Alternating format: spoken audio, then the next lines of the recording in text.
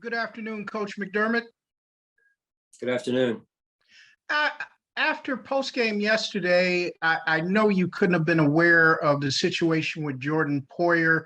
Could you just give us an update on him and the rest of the health of the team?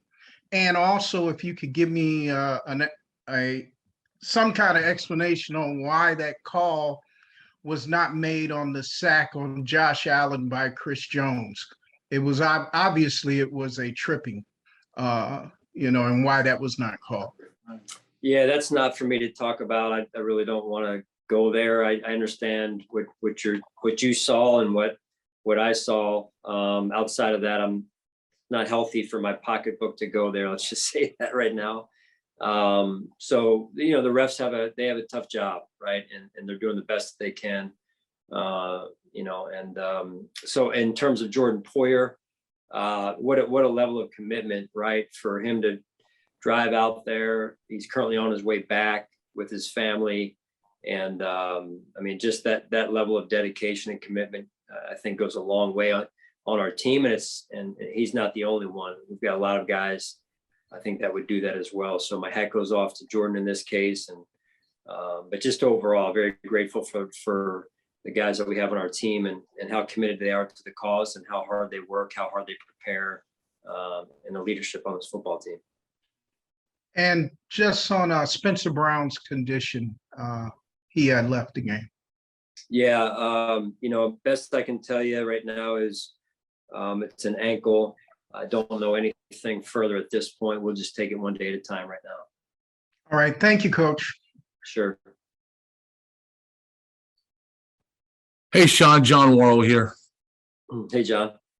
Just going back to Poyer, there are some concerns raised on social media and stuff that can you just go into how he was not cleared to fly, but cleared to play and just the confidence you had in your training staff to know that he was healthy enough to play despite this condition that prevented him from flying?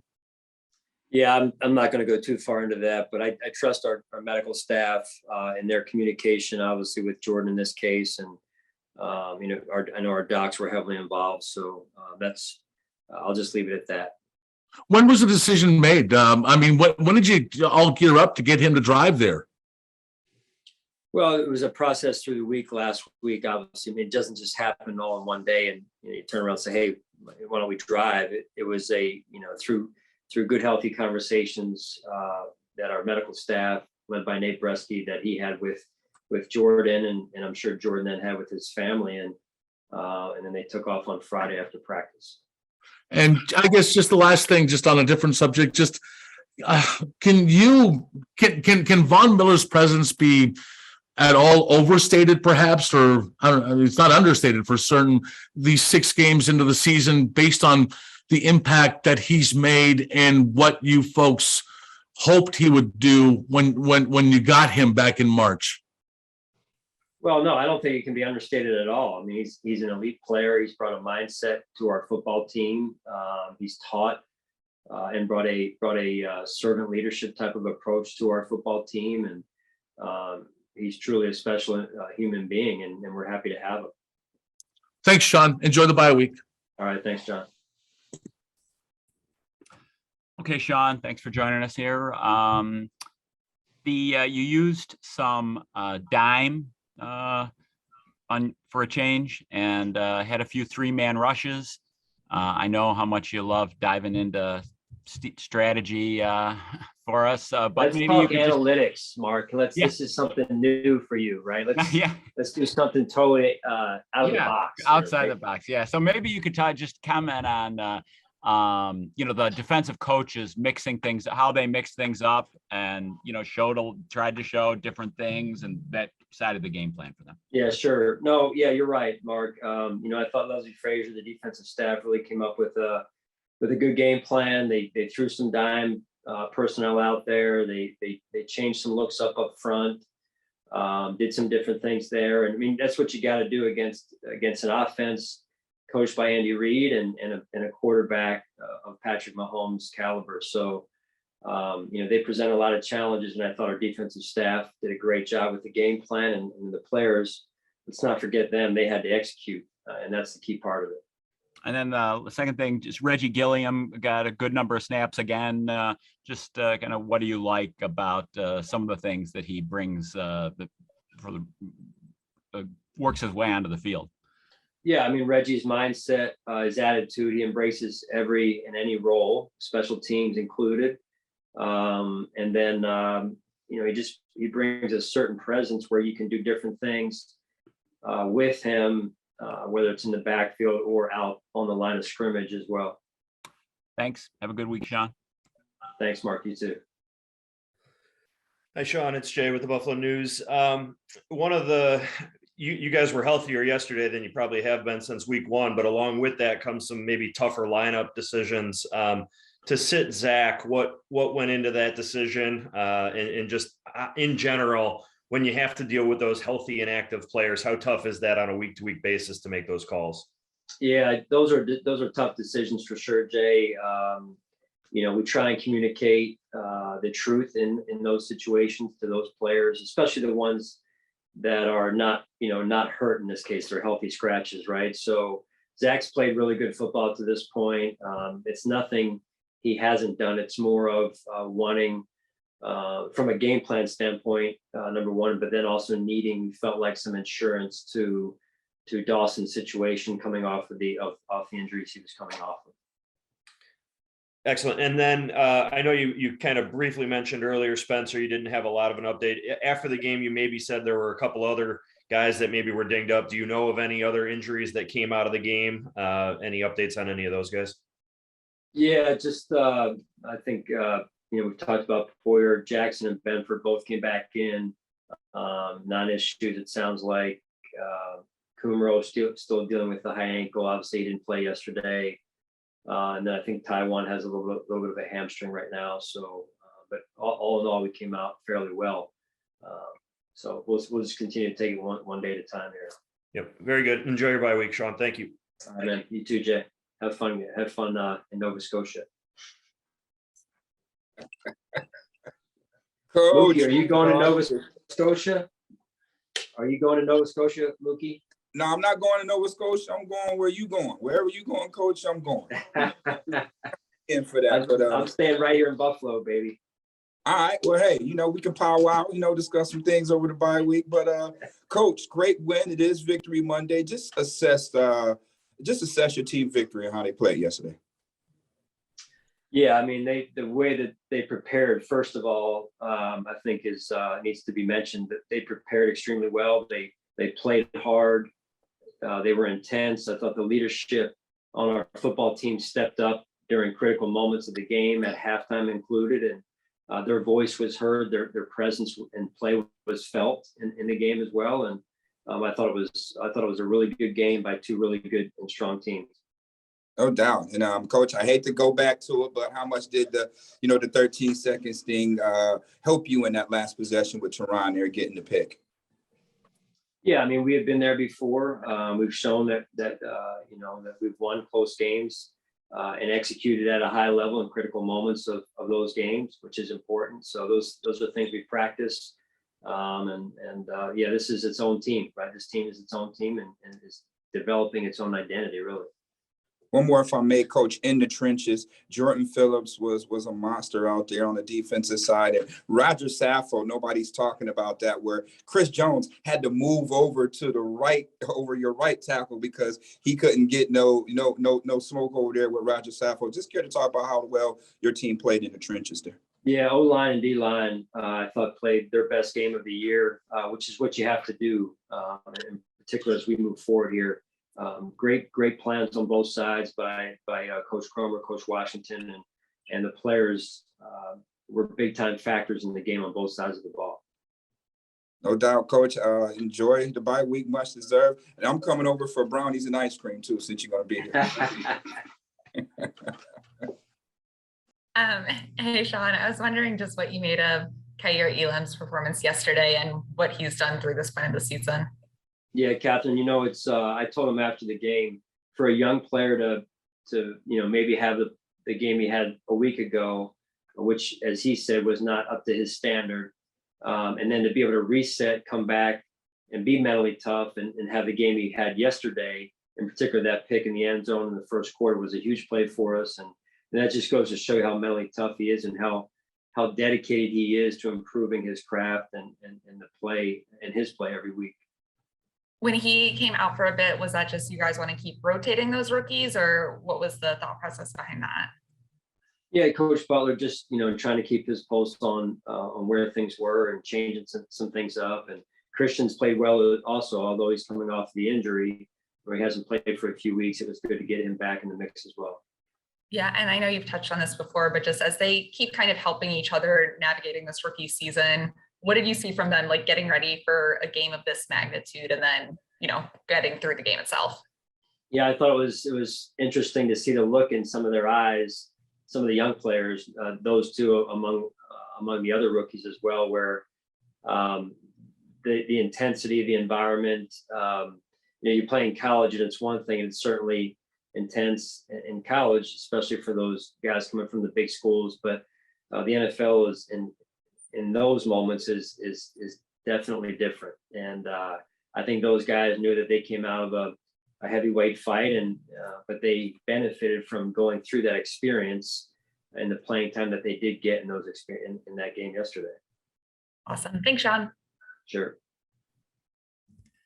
Hey, Sean, AJ Feldman here in Rochester. End of the first half there, obviously, the Chiefs get the ball back with a little bit of time left, go down and kick a field goal. How disappointing was it to see that, especially given how similar it was to how the playoff game ended last year? And then what does the team need to do to make sure that doesn't happen again if you're presented with a similar situation? Yeah. We had there was 2 plays there. You're trying to prevent a chunk. They've got 1 timeout left. You're trying to prevent a chunk, but also keep them in bounds. So they use the timeout.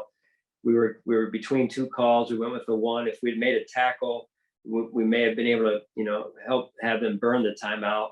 Second call, we have a specific call specific to that exact situation, and we got to put them in that position so that they can execute. So some things we can definitely do better there in terms of putting them in position. And then you talk about yesterday going into the bye week on a good note, the win, everybody feeling better. For a player like Dawson Knox, who obviously has dealt with, injuries and maybe hasn't had the start of a season that, he'd like because of all those reasons, just how good is it to have him go into the bye week on a high note and, get something to build on and not have to sit on maybe a slower start to the season than he would have liked? You say Dawson, is that what you're talking about? Dawson, yes. Yeah, I said it after the game, AJ. What he's gone through, what he's been through off the field, the way he's persevered on the field, the way his teammates have supported him and the love that they've shown him and his family. I think it's really nice to see him come through in a big time moment of a big game like that in terms of the big moments. Just special to see that happen. And now he gets to at least take a deep breath and get some rest and spend some time with his family, which I know he's looking forward to. All right. Thanks for your time, Coach. Yep. Hey, Sean, Alex Brasky with the Batavia Daily News. Looked like you had some early success in the running game, specifically running behind Mitch Morse. Can you talk about how that strong start played into an overall good day for Devin Singletary in the running game and how Mitch Morse plays in to the overall success of the running game? Right. Mitch is one of the leaders of our football team. I thought he had a real good game yesterday, against his former team, in fact, in this case. And, Devin also, I thought, ran well. He got into a good rhythm. And it was in a good lather. And I thought really Coach Dorsey did a really good job of keeping us into a 2-dimensional style offense where we were harder to defend throughout the entire game, really, including one of Josh's runs on the last drive there to win the game. So just all in all, I thought our offensive line played really well, and the backs, in this case, Devin, executed. Any plans for the bye week outside of grinding over the Packers? I live a boring life. I'm staying in Buffalo. Fair enough. Thanks, Coach. Hey, Sean, I was curious, kind of going off that, why do you think the run game was able to have the success it did yesterday, especially early? What do you attribute that to? Well, I think it, number one, starts with game plan. Coach Cromer and Coach Dorsey put together a good, solid game plan, as well as Ryan Wendell, our assistant offensive line coach. And Then the players went out and executed. It's got to start up front, and you can have great game plans. But if you're not winning at the line of scrimmage, if you're not moving people off the line of scrimmage with good pad level or winning your one-on-ones, better said maybe, then it makes for tough sledding up front in terms of getting the running game going. But well schemed, well executed, and the guys really did a good job of taking ownership of it. I know we've talked a lot about it over the last couple of weeks and getting it going. Is that a really a positive sign for you going into the bye that it was able to get going, especially with Devin in the way that it was yesterday? Well, I think so. I really do. It was an area that we've been focused on improving, and sometimes those things take time. And it goes week to week. Sometimes you're going to have it, sometimes you aren't. It's just like anything else, but you've got to be able to pivot if you don't have it. Just like your pass game, if it's not there, you've got to be able to pivot and find another way to win. And I thought yesterday we were very two-dimensional in our approach. And then this is off topic, but we talk a lot about Leslie and everything that he does and how he should get this head coaching opportunities and all that. I mean, this defense, to have them playing this way, and obviously the staff that you guys have, does he get enough credit for everything he does? I mean, I don't know. Should we be talking about Leslie even more, like what he's able to do with, that defense with the guys who've had injuries and all that? Yeah, Leslie does a tremendous job. He really does, and I'm glad anytime you guys can mention him and shine the light on him and the work that he puts in, the job that he does. Our defensive staff, including Leslie, have done a phenomenal job. Really, our staff, on all three sides of the ball have done a phenomenal job. The chemistry, the way they collaborate and communicate has been phenomenal. I think they've built a good rapport with the players to this point early in the season, albeit. But I think they've done a phenomenal job. Thanks, Sean. Enjoy the bye. Yeah, you too. Hi, Sean. I was curious just watching Josh play yesterday against a Steve Spagnuolo defense that obviously threw a lot at him and the way that he overcame it down the stretch. As a defensive-minded coach, and I know now that you're well into your head coaching career, you probably don't even consider yourself as much that anymore, but just being able to pick Josh Allen's brain, one of the best quarterbacks on the planet, how much does that help you, your staff, from a defensive perspective, knowing what one of the best in the game can do on a day-to-day basis? So if I'm understanding, Matt, what our defensive staff learns by being around Josh, is that what you're asking? Yeah, like access to him, the relationship, the conversation. You talk so much about the conversations you have with a lot of your guys. How much does that help, having an elite player on the other side of the ball help that defense? Oh, immensely. I mean, I've learned personally, I've learned by being in our quarterback room and listening to the quarterbacks talk and diagnose defenses and what would give it offense problems. And so you're around that with Josh. I'd say the same thing probably with Vaughn. You pick each other's brains, you learn from one another on the field, off the field, and the players do the same thing. And as coaches, we do the same thing. I think that kind of cross-pollination helps a lot in terms of advancing and evolving. Mm-hmm. And you were talking about, being in a situation before, like 13 seconds and learning from it and adjusting. Isaiah McKenzie's been in spots where he's had struggles before, tough day for him yesterday. How do you anticipate him responding, and what did you see, that maybe might have gone wrong for him yesterday? I mean, I think maybe people see that play in the red zone, that first drive, and I think you have to understand what we were trying to really get done there, number one, and then number two, understand big picture wise, he was coming off of being out for a week there with a concussion, so it's his first game back, and that takes an adjustment period as well. And so we have full confidence in Isaiah. Didn't probably have the production that a lot of people expected him to have, but he's so mentally tough and such a big part of our team. We expect him to be back for the Packers game and play really well. Thanks, Sean. Have a nice bye. All right, you too. Hey, Sean. I had another question actually, just kind of about this rivalry with Kansas City. I know you've talked so much about how it's good for the NFL when these games are as exciting as they are, but I was curious, big picture too, when you're so focused on preparing your team, getting your guys ready, like how much are you able to step back and kind of appreciate that bigger picture of what this is growing into in the NFL right now?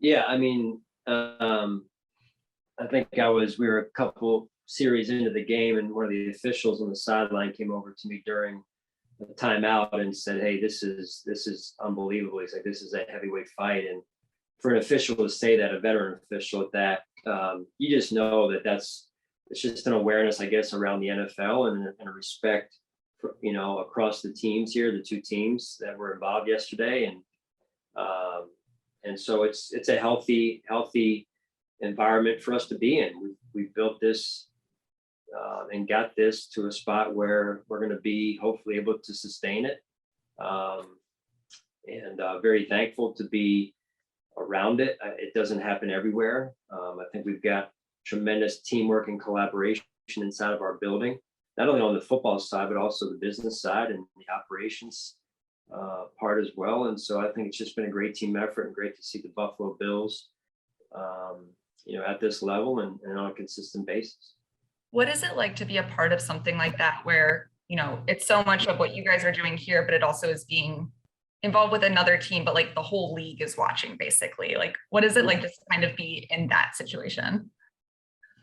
Yeah, it's cool. I mean, you get a lot of text messages after the game from other coaches who watched the game on television, or people who were just fans watching the game, and how much they appreciate the quality of the play that was going on, specific to yesterday's game. And I think that's what you do. You respect. We'll get a chance this weekend, maybe watch some other teams play more than we get normally, and you respect when the game is played the right way and at a high level.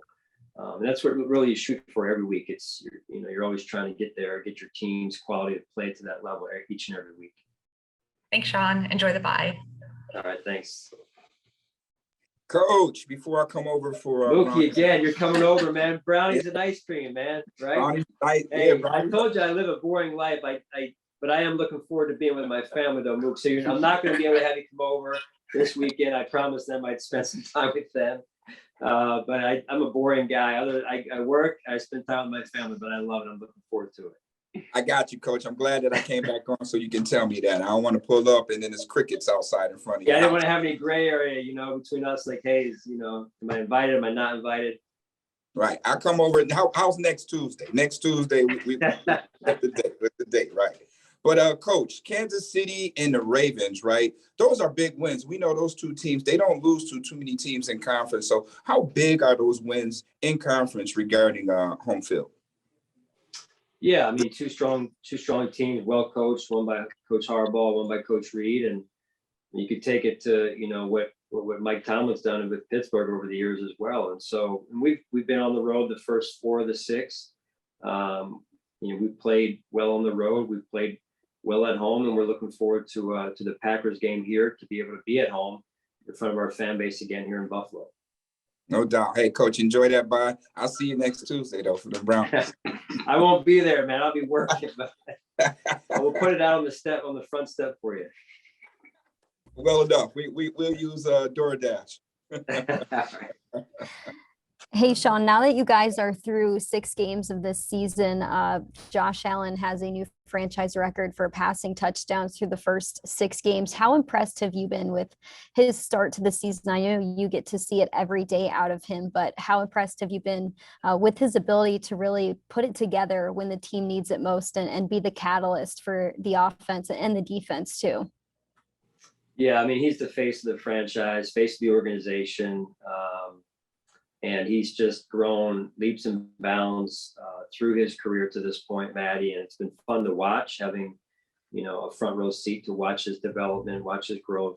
He seems so comfortable in his own skin, off the field, on the field, his leadership, and his influence on our team, on our organization. Just really fun to watch. And as big as some people made the game yesterday, for him to continue to be who he is, and very comfortable in that game, again, says a lot about who he is and where he's on his way as a football player, and not only the face of our franchise, but the face of the NFL. I love it. Thanks, Sean. Enjoy the bye week and enjoy the time with the family. Thanks. You too, Maddie.